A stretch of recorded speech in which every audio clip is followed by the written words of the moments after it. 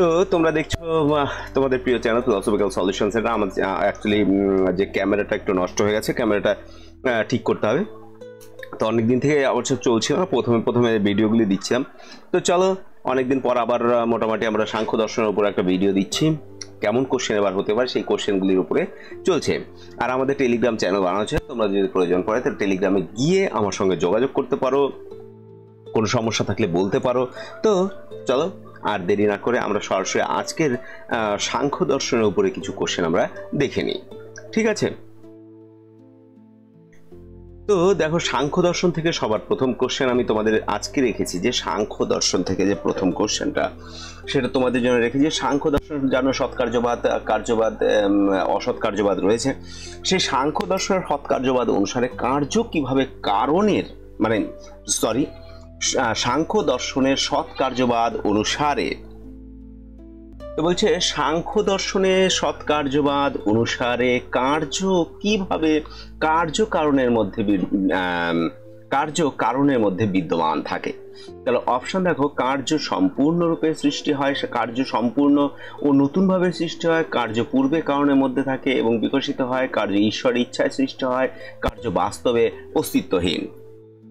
আমরা জানি কি যে সৎকার্যবাদী সাংখ্য দার্শনিক তার কার্য পূর্বে অ্যাকচুয়ালি আমাদের কি হবে, কার্য পূর্বে কার্য কারণের মধ্যে থাকে এবং বিকশিত হয়।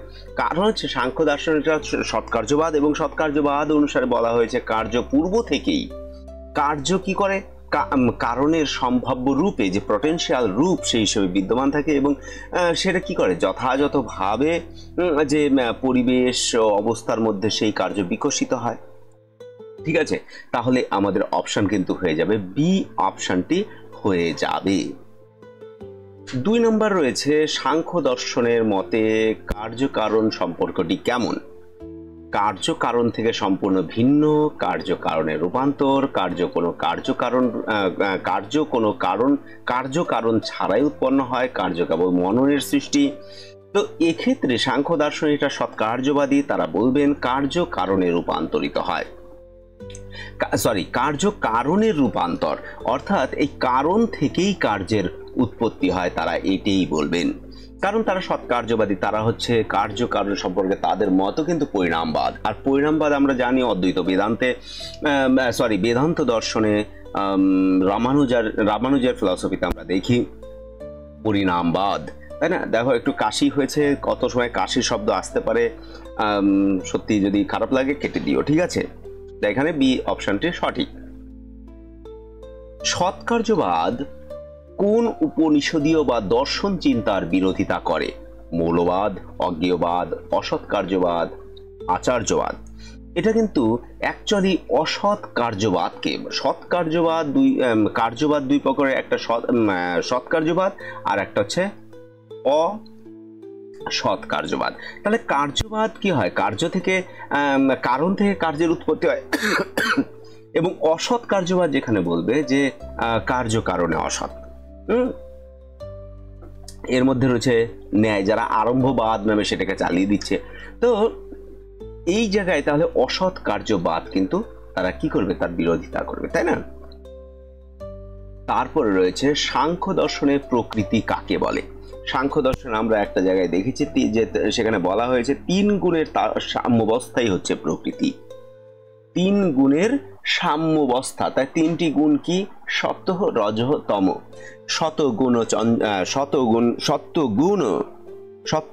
সত্ত্বগুণ কি? জ্ঞান প্রকাশক, রজ চঞ্চলমতি, আর তম হচ্ছে ভারী এবং আবরণকারী। তাহলে এখানে এ নাম্বার যে সত্য, রজ, তম, এই 3 গুণের সাম্যাবস্থাকেই প্রকৃতি বলা হয়েছে। তারপর রয়েছে 5 নম্বর, সাংখ্য মতে প্রকৃতি ও পুরুষের সম্পর্ক কি রূপ, কেমন? সাংখ্য মতে প্রকৃতি ও পুরুষের সম্পর্ক কেমন? তো সেখানে বলা হয়েছে একে অপরের পরিপূরক, একটি সৃষ্টি করে অপরটিকে, প্রকৃতি নির্জীব, পুরুষ চৈতন্য, উভয় ভিন্ন ভিন্ন স্বতন্ত্র সত্তা বা উভয় একাকার। এক্ষেত্রে কিন্তু আমাদের সি নাম্বারটা সঠিক হবে। কেন?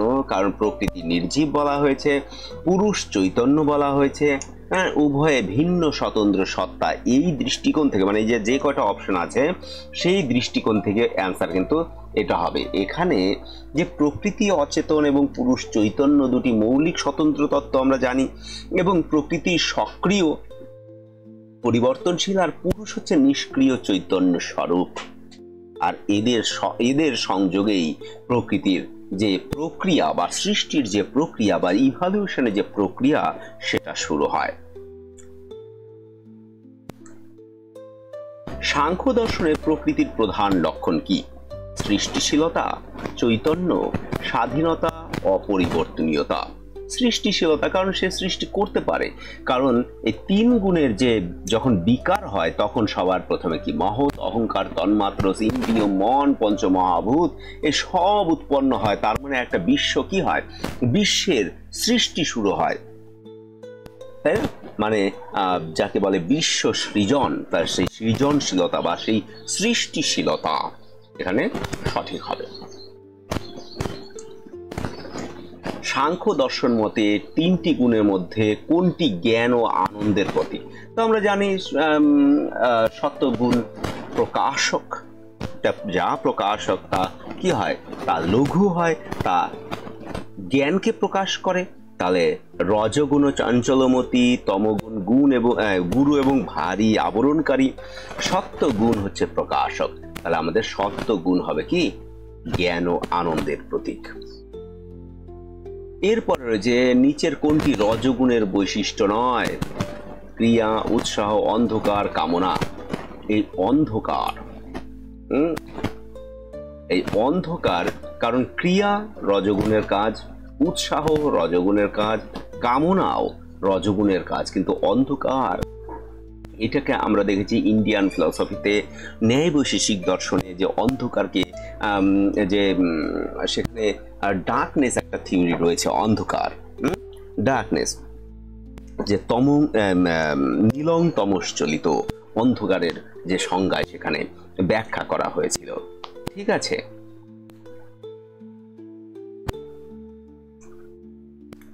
সাংখ্যমতে গুণ ত্রয়ের গঠন কি গঠন করে? সাংখ্যমতে গুণ ত্রয় কাকে গঠন করে? আমরা একটু আগেই দেখেছি তিন গুণের সাম্যাবস্থায় প্রকৃতি, তাহলে সে কি করবে?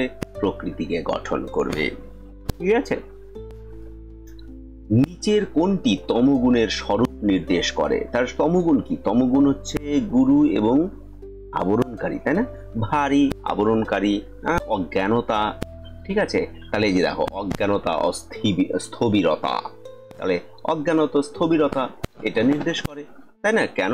কারণ অ্যাকচুয়ালি তমগুণের কাজই হচ্ছে অলসতা, অজ্ঞানতা, জড়তা, বিভ্রান্তিকর প্রতীক, এইগুলি সব। ঠিক আছে, গুণ ত্রয়ের পারস্পরিক সম্পর্কে সাংখ্য দর্শন কেমন? পরস্পর স্বাধীন, পরস্পর বিরোধী ও পরিপূরক, কেবল রজই প্রাধান্য পায়, তিন গুণী নির্জীব। এই একদম এটা সঠিক। এটা সঠিক নয়। এখানে দেখো পরস্পর স্বাধীন, পরস্পর বিরোধী, পরিপূরক, কেবল রজগুণী প্রাধান্য পায়, তিনটি গুণী নির্জীব ও অনুপযোগী, এইগুলি নয়। এই খ নাম্বারটা সঠিক হবে, পরস্পর বিরোধী ও পরিপূরক। কেন? কারণ হচ্ছে এই তিন গুণের মধ্যে প্রত্যেকটা একটা বিপরীত অ্যাকচুয়ালি, কারণ তিন গুণের প্রকৃতি বিকাশ সাধন করে, আর তাদের এই গুণগুলির মধ্যে পারস্পরিক সংযোগের জগতের সৃষ্টি ও বিবর্তন কিন্তু ঘটে। ঠিক আছে, সাংখ্য দর্শনে প্রকৃতির অস্তিত্বের প্রধান প্রমাণ কোনটি? আত্মজ্ঞান, পঞ্চভূত, বৈচিত্র্য সমন্বয়ের অভিজ্ঞতা, ইন্দ্রিয় সংযম। এখানে দেখো অস্তিত্বের প্রমাণ, প্রকৃতির অস্তিত্বের প্রমাণ, বৈচিত্র্য সমন্বয়ের অভিজ্ঞতা। এর কারণ স্বরূপ আমি তোমাদের একটু বলে দিই।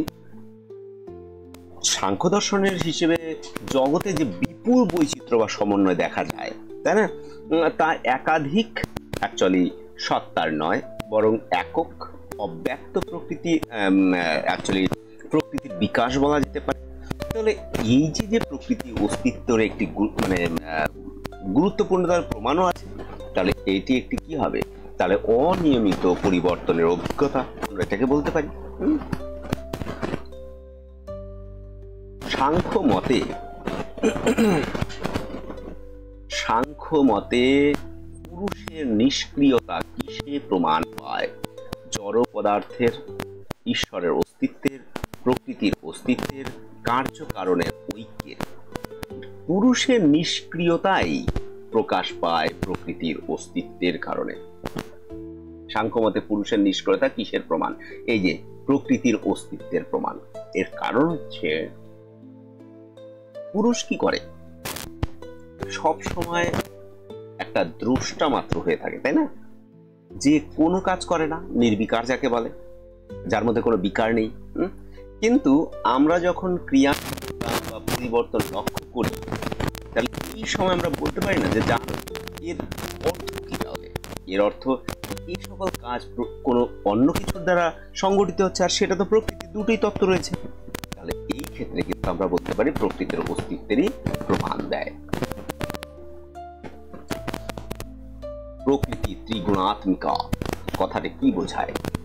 প্রকৃতির তিনটি ধাতু দ্বারা, প্রকৃতির তিনটি গুণ দ্বারা। এটা আমাদের একটাই কোশ্চেন, দেখো বারে বারে ঘুরে ঘুরে এসছে, আমাদের অন্য কিছু দেখার দরকার নেই। সত্য হচ্ছে কি? জ্ঞান এবং প্রশান্তির প্রতীক। তম হচ্ছে ক্রিয়া এবং উৎসাহের প্রতীক, আর তম হচ্ছে জড়তা ও অন্ধকারের প্রতীক। এই তিনটি গুণেরই সংমিশ্রণ হচ্ছে আমাদের প্রকৃতি, আর একে ত্রিগুণাত্মিকা বলা হয়েছে। নিচের কোনটি প্রকৃতির অস্তিত্বের সাংখ্যীয় যুক্তির অন্তর্ভুক্ত? একমাত্র ঈশ্বরই কারণ, আত্মা নিজে পরিবর্তিত হয়, কার্যকারণের সাদৃশ্যে থাকে, জগৎ অনাদিকাল ধরে অপরিবর্তিত।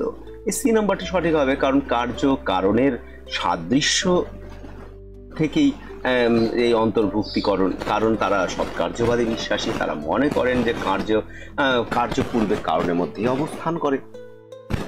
ঠিক আছে? সাংখ্য দর্শন অনুসারে পুরুষ কি ধরনের সত্তা? পুরুষ কি ধরনের সত্তা? পুরুষ হচ্ছে চেতন, অপরিবর্তনীয়, নির্বিকার, পরিবর্তনশীল হবে না, জড় চেতন হবে না। চেতন, এই যে চেতন, অপরিবর্তনীয়, নির্লিপ্ত, কার্যকারণ সকলে, এটা তো হবেই না। তা আমাদের সি নাম্বার অ্যান্সার সঠিক। পুরুষের সাংখ্য সম্পর্কে, সাংখ্য দর্শন অবস্থাকে পুরুষের সংখ্যা সম্পর্কে, পুরুষের সংখ্যা, তার তো বহু পুরুষবাদ স্বীকার করেন, আমরা সবাই জানি। সেখানে বলা হয়েছে জননং মরণং করণনং, হ্যাঁ, এরকম একটা সংজ্ঞা তো সেখানে দেওয়াই হয়েছে, লক্ষণ দেওয়া হয়েছে, একটা সংজ্ঞা নয়।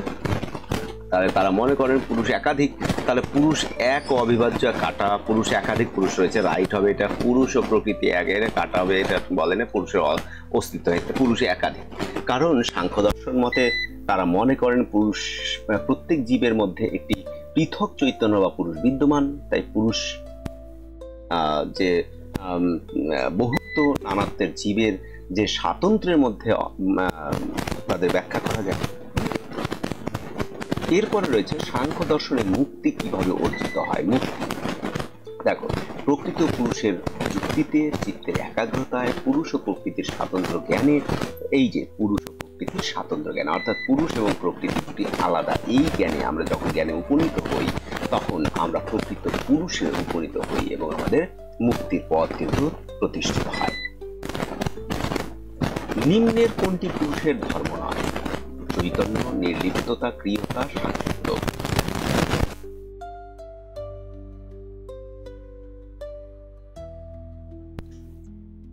সাংখ্য দর্শন অনুসারে পুরুষের অস্তিত্বের প্রমাণে একটি যুক্তি হলো ইন্দ্রিয়গ্রাহ্য বস্তু সমূহের বৈচিত্র্য, প্রাকৃতিক উদ্দেশ্য সাধন, প্রমাণের অবিশ্বাস্যতা, আস্থার অস্তিত্ব। অ্যাকচুয়ালি অস্তিত্ব হতো।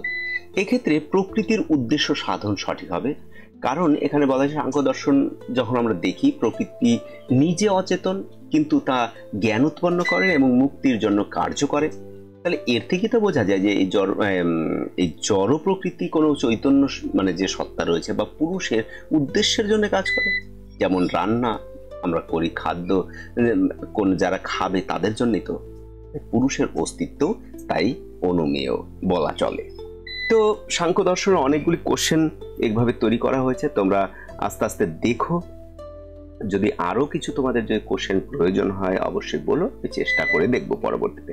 ততক্ষণ ধন্যবাদ। জয় হিন্দ, জয় ভারত।